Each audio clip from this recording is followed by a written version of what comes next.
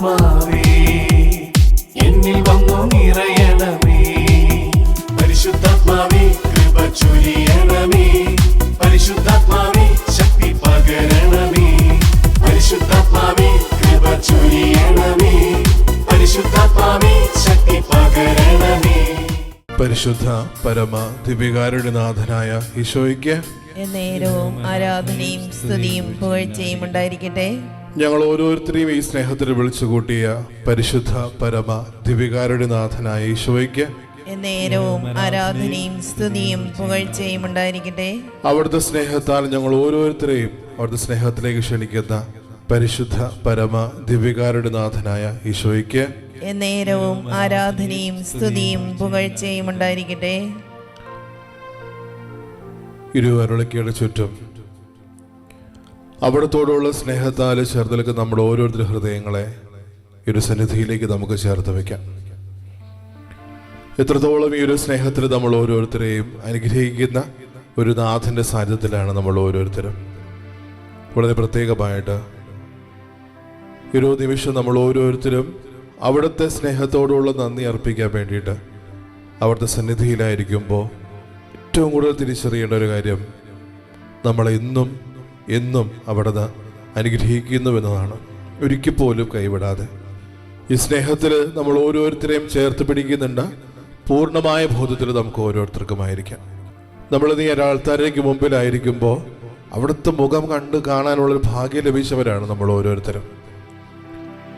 നമുക്ക് എത്രയോ കൂട്ടുകാരുണ്ട്, ബന്ധുക്കളുണ്ട്, സഹോദരങ്ങളുണ്ട്. അവർക്ക് ആർക്കും ഇല്ലാതെ പോയൊരു ഭാഗ്യം എൻ്റെ ജീവിതത്തിൽ തമ്പുരാൻ അനുവദിച്ചെങ്കിൽ എന്നെ എൻ്റെ ദൈവം തിരഞ്ഞെടുത്തു. സ്നേഹമുള്ളവരെ, ഉൽപ്പത്തിയുടെ പുസ്തകം 32-ാം അധ്യായം 30-ാം വാക്യത്തിൽ പൂർവ്വ യാക്കോബിൻ്റെ ഒരു സംഭവത്തെ പറ്റി പറയുന്നുണ്ട്.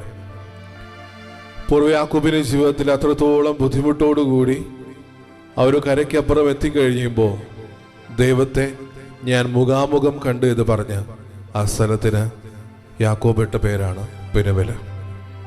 സുവിശേഷത്തിൽ കടന്നു വരുമ്പോൾ യോഹന്നാൻ്റെ സുവിശേഷത്തിൽ അത്രത്തോളം സ്നേഹിക്കുന്നവരുടെ കൂട്ടത്തിൽ ഒത്തിരിയേറെ ആൾക്കാരുണ്ടായിരുന്നിട്ട് പോലും ദൈവത്തെ ഞാൻ കണ്ടു എന്ന് പറഞ്ഞത് ആരാ? മഗ്ദലേന മറിയമാണ്. നമ്മുടെ ജീവിതം എന്തു ആയിക്കൊള്ളട്ടെ, ദൈവത്തെ നമുക്ക് ഓരോരുത്തർക്കും കാണാൻ പറ്റുന്നുണ്ടെങ്കിൽ നമ്മുടെ ജീവിതത്തിൽ അവിടുന്ന് നമ്മൾ ഓരോരുത്തരെയും തെരഞ്ഞെടുത്തുവെന്ന് നമ്മൾ ഓരോരുത്തരും മനസ്സിലാക്കേണ്ടിയിരിക്കുന്നു. ഇന്ന് ഇരുവരുളക്കയുടെ ചുറ്റും നമ്മൾ ഓരോരുത്തരുമായിരിക്കുമ്പോൾ ആ ഒരു കരുണയുടെ മുഖത്തിൻ്റെ പേര് തന്നെ കരുണ എന്ന് ഈ ലോകവാസം വെടിഞ്ഞ ഫ്രാൻസിസ് മാർപ്പാപ്പ നമ്മൾ ഓരോരുത്തരോടും പറഞ്ഞു വെക്കുന്നുണ്ട്. ഇന്ന് ഈ അരുളക്കയുടെ മുമ്പിൽ നമ്മൾ ഓരോരുത്തരും നമ്മുടെ സർവവും സമർപ്പിച്ച് പ്രാർത്ഥിക്കുമ്പോൾ നമ്മുടെ നിയോഗങ്ങൾ, നമ്മുടെ പ്രാർത്ഥനകൾ, നമ്മുടെ ആകുലതകൾ, നമ്മുടെ ജീവിതത്തിൻ്റെ എല്ലാവിധ കാരണങ്ങളും നമ്മൾ തമ്പുരാന്റെ സന്നിധിയിലേക്ക് ചേർത്ത് വെക്കുമ്പോൾ തിരിച്ചറിയേണ്ട ഏറ്റവും വലിയ യാഥാർത്ഥ്യം, അവിടുന്ന് എന്നെ അനുഗ്രഹിക്കുന്നുണ്ട്. അവിടുന്ന് എൻ്റെ ജീവിതത്തിലേക്ക് അവിടുത്തെ അനന്തമായ കരുണ ചൊരിയുന്നുണ്ട്. സ്നേഹമുള്ളവരെ, ഈ ഒരു ബോധ്യത്തോടു കൂടി നമുക്കായിരിക്കാം. ലോകത്തിലുള്ള ഓരോ വ്യക്തികളുടെയും ജീവിതത്തിലേക്ക് കരുണ വർഷിക്കപ്പെടാൻ വേണ്ടി നമ്മൾ പ്രാർത്ഥിക്കുമ്പോൾ അവരുടെ നിയോഗങ്ങൾ, പ്രാർത്ഥനകൾ, അർത്ഥനകൾ, ആകുലതകൾ, അവരുടെ സ്വപ്നങ്ങൾ, അവരുടെ ഹൃദയാഭിലാഷങ്ങളുമെല്ലാം ഒരു അൾത്താരയിലേക്ക് നമ്മൾ ചേർത്ത് വെച്ച് പ്രാർത്ഥിക്കുന്നുണ്ടെങ്കിൽ നമ്മൾ തിരിച്ചറിയേണ്ട ഒരു കാര്യം, ഈ സ്നേഹം നമ്മൾ ഒരിക്കലും വിട്ടുപിരിയുന്നില്ല. മദർ തെരേസയുടെ ജീവിതം പരിശോധിക്കുമ്പോൾ ഏറ്റവും ഭംഗിയോടുകൂടി ഈ വിശുദ്ധ കുർബാനയെ പറ്റി മറ്റുള്ളവരോട് പറയുന്നത് ഇങ്ങനെയാണ്.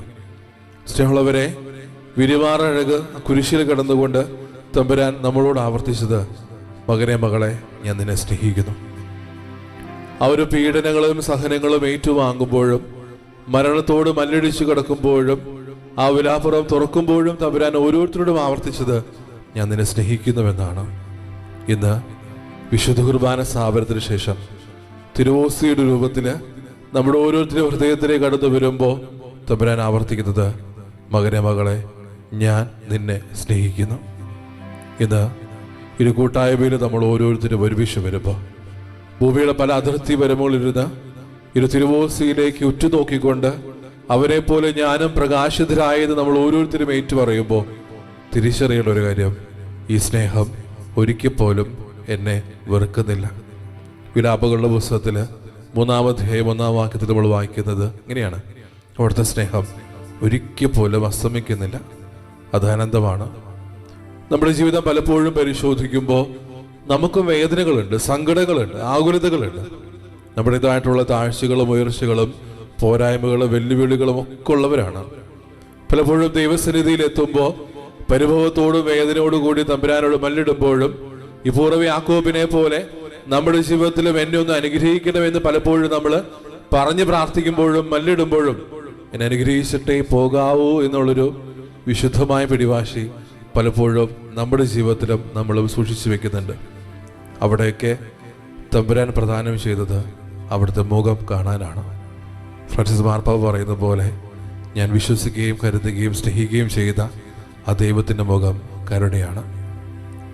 നമ്മുടെയൊക്കെ ജീവിതം പരിശോധിക്കുമ്പോൾ ഈ മുഖമായിട്ട് നമ്മൾ മാറുന്നുണ്ടോ എന്നുള്ള കാര്യം നമ്മൾ ഓർക്കേണ്ടതുണ്ട്. പലപ്പോഴും നമ്മുടെ യാമങ്ങളിലും നമ്മുടെ യാഥാർത്ഥ്യങ്ങളിലും നമ്മുടെ കുടുംബ ബന്ധങ്ങളിലും നമ്മളറിയാവുന്ന ഓരോ ബന്ധങ്ങളിലേക്കും പലപ്പോഴും എത്തുമ്പോൾ ഈ മുഖം പലപ്പോഴും ആർക്കും കാണാതെ പറ്റാതെ പോകുന്നുണ്ട്. സ്നേഹമുള്ളവരെ, തിരിച്ചറിയേണ്ടത് എനിക്ക് അവനെ കാണാൻ പറ്റുന്നത് പോലെ എൻ്റെ ജീവിതം കൊണ്ട് മറ്റുള്ളവർക്ക് ദൈവത്തെ കാണാൻ പറ്റുന്നുണ്ടോ എന്നുള്ള കാര്യം നമ്മൾ ഓരോരുത്തരും തിരിച്ചറിയണം. ആ ഒരു സ്നേഹത്തോടെ നമ്മൾ ഓരോരുത്തരെയും ചേർത്ത് പിടിക്കുന്നുണ്ടെങ്കിൽ, ആ സ്നേഹത്തോടുകൂടി ഓരോ നിമിഷവും എന്നെ പൊതിഞ്ഞു പിടിക്കുന്നുണ്ടെങ്കിൽ, നമ്മുടെ ഓരോരുത്തരും ജീവിതത്തിലെ ഏറ്റവും വലിയ പ്രേക്ഷിത ദൗത്യം എന്ന് പറയുന്നത് ഈ സ്നേഹം തന്നെയാണ്, കരുണ തന്നെയാണ്.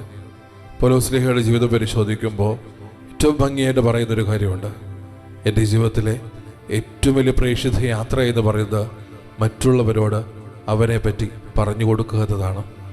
അല്ലെങ്കിൽ അവരോരോരുത്തരോടും ഒരു ദൈവകരുണയെ പറ്റി മറ്റുള്ളവരോട് സംസാരിക്കുന്നതാണ്.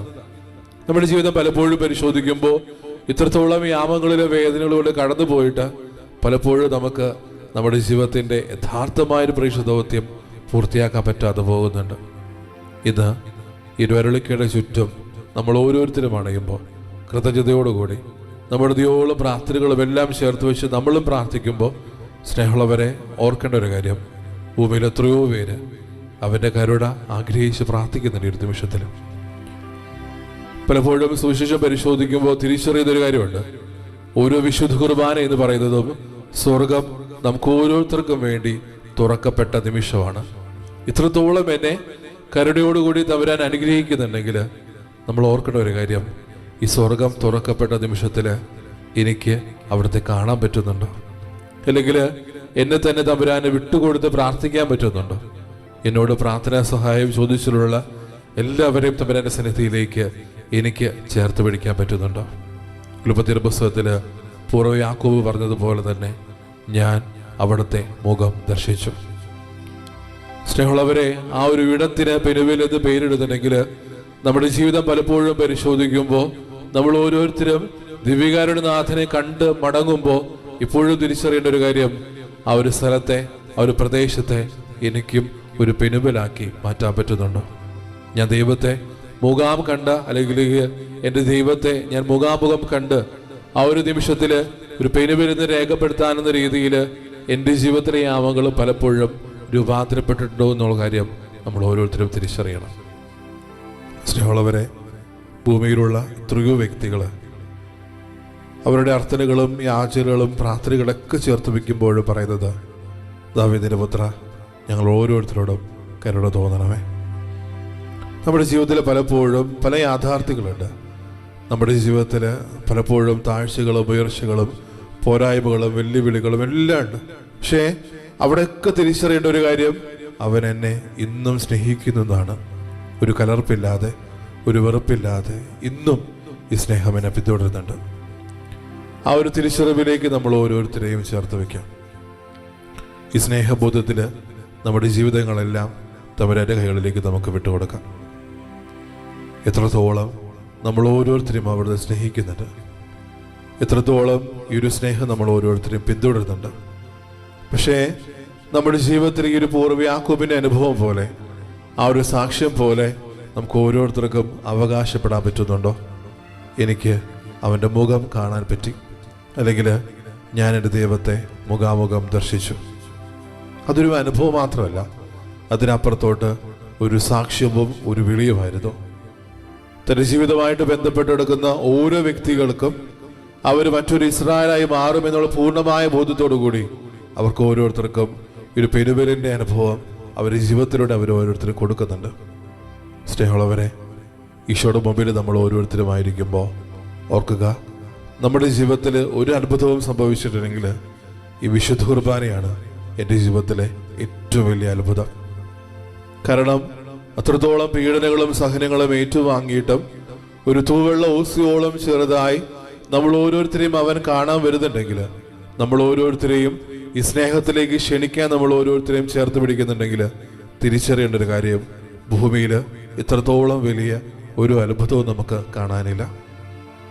സ്നേഹമുള്ളവരെ, ആ ഒരു അത്ഭുതത്തിന് മുമ്പിൽ നമ്മുടെ ജീവിതങ്ങളെ നമ്മൾ സാക്ഷികളാക്കി മാറ്റുമ്പോൾ, ഒരു ജീവിതത്തിൽ നമ്മൾ ഓരോരുത്തരും കാതോർക്കുമ്പോൾ തിരിച്ചറിയേണ്ട ഒരു കാര്യം, എൻ്റെ ജീവിതത്തിലെ ഏറ്റവും വലിയ പ്രേക്ഷിത ദൗത്യം എന്ന് പറയുന്നത് എൻ്റെ സ്വർഗസ്ഥനായ പിതാവ് കരുണയുള്ളവനായിരിക്കുന്നത് പോലെ ഞാനും കരുണയുള്ളവനായിരിക്കുക എന്ന് തന്നെയാണ്.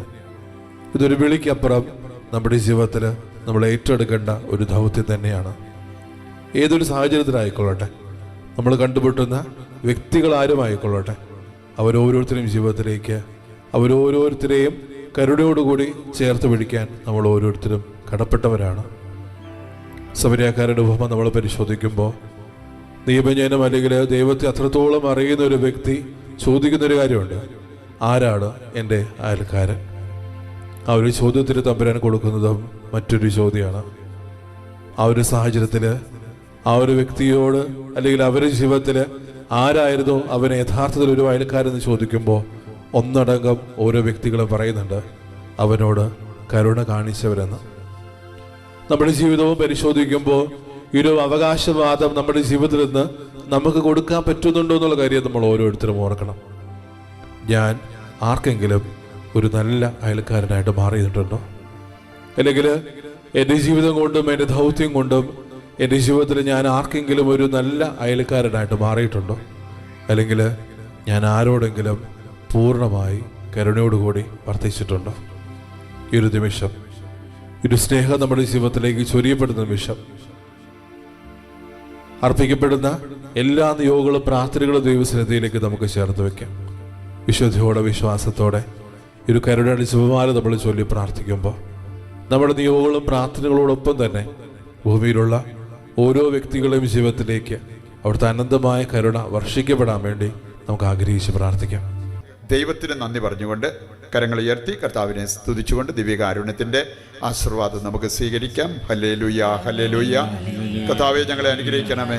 കർത്താവെ, ഞങ്ങളെ ആശീർവദിക്കണമേ. ഞങ്ങളുടെ എല്ലാ ഉദ്യമങ്ങളെയും അവിടുന്ന് ആശീർവദിക്കണമേ. പ്രാർത്ഥനാ നിയോഗങ്ങളെ അവിടുന്ന് സ്വീകരിക്കണമേ. ഞങ്ങളെ അനുഗ്രഹിക്കണമേ.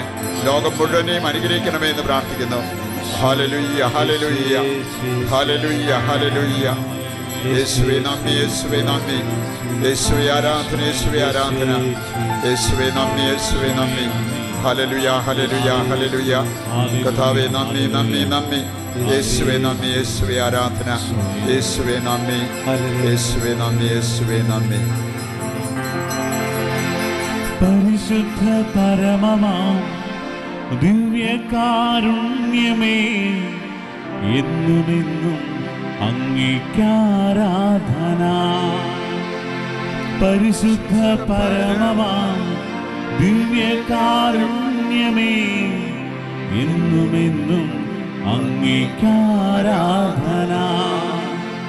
പരിശുദ്ധ പരമമാം ദിവ്യകാരുണ്യമേ, എന്നുമെന്നും അങ്ങേക്കാരാധന.